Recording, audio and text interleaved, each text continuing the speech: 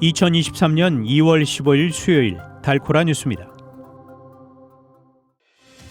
250만 미주 한인 등 전 세계 해외 한인들의 오랜 수건이었던 동포청 설립이 마침내 실현됩니다.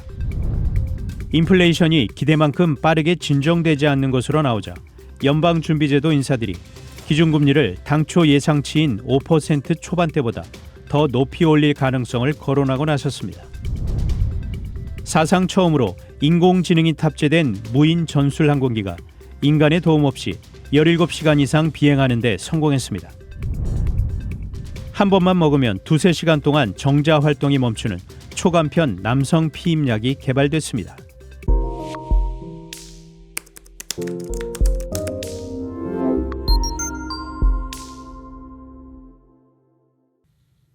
(250만) 미주 한인 등 전 세계 해외 한인들의 오랜 수건이었던 동포청 설립이 마침내 실현됩니다.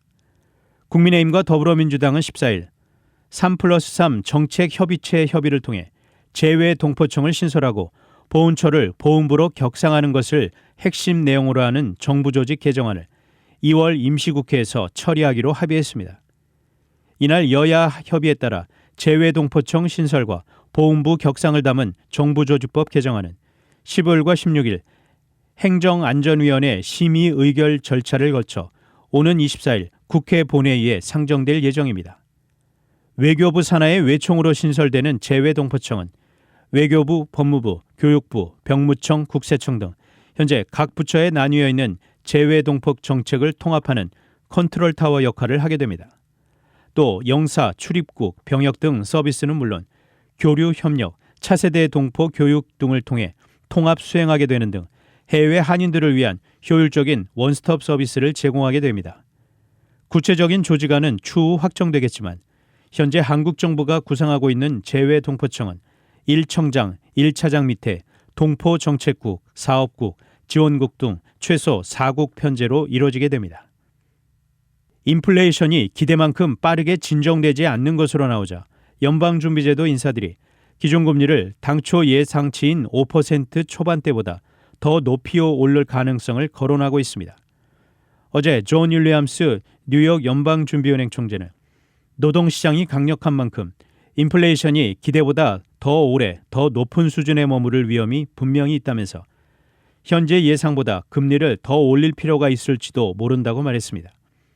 연준 내 3인자로 꼽히는 그는 다소 매파적 입장을 나타내면서 올해 말 기준금리 수준으로 5에서 5.5% 사이가 올바른 틀로 보인다고 평가했습니다.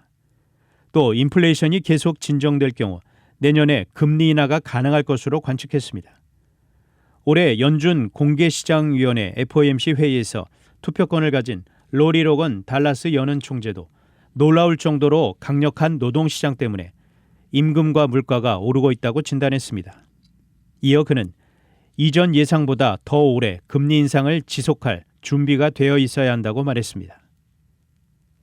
사상 처음으로 인공지능 AI가 탑재된 무인 전술 항공기가 인간의 도움 없이 17시간 이상 비행하는 데 성공했습니다.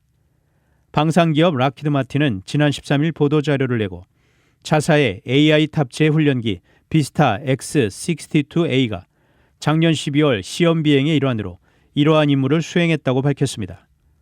락히드 마틴 산하 개발부서 스컹크웍스와 칼 스펜사가 합작해 개발한 이 훈련기는 F-16D 블록 30기종을 개조해 다른 항공기의 동작 특성을 모방할 수 있는 AI를 탑재한 것입니다.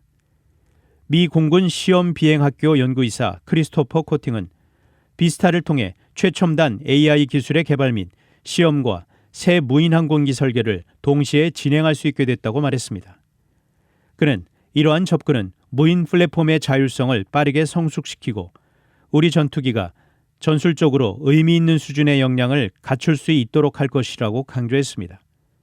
그런 까닭에 미 공군은 작년 6월 비스타에 X-62A라는 형식 번호를 공식 부여하고 이 기체를 국가 자산으로 선언했습니다.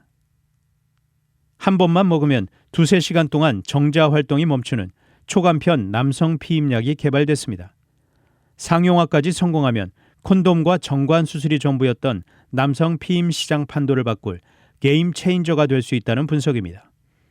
어제 요한버 웨일 코일 의과대 양리학과 교수는 이끄는 연구진은 세계적 학술지 네이처 커뮤니케이션스에 약물을 통해 필요할 때만 정자 활동을 일시적으로 멈출 수 있다는 연구 결과를 발표했습니다. 정자 활동에 관여하는 세포를 활용해 호르몬 영향을 받지 않는 남성 피임약 탄생 가능성을 높였다는 평가입니다. 연구진은 쥐를 대상으로 한 동물 실험을 통해 정자가 몇 시간 동안 기절 상태를 유지해 정자가 난자에 도달하는 것을 막을 수 있다고 설명했습니다. 특히 여성 피임약과 달리 호르몬에 영향을 주지 않는 게 최대 장점입니다. 단신 뉴스입니다. 윤석열 대통령은 15일 통신요금 선택권 확대와 통신시장 경쟁 촉진을 강화하라고 지시했습니다. 코로나19 확산 우려가 컸던 2020년 광복절 당시 방역 지침을 어기고 대규모 집회를 주도한 혐의로 재판에 넘겨진 사랑제일교회 전광훈 목사가 1심에서 징역형의 집행유예와 벌금형을 선고받았습니다. 튀르키예 시리아 대지진의 사망자 수가 4만 1,000명을 넘어섰습니다. 정찰 풍선 사태를 계기로 미중 갈등이 심화하는 가운데 중국과 이란 정상이 이구동성으로 일방주의 반대를 강조하며 미국 견제에 의기투합했습니다. 지금까지 2월 15일 수요일 달코라 뉴스 최은준이었습니다.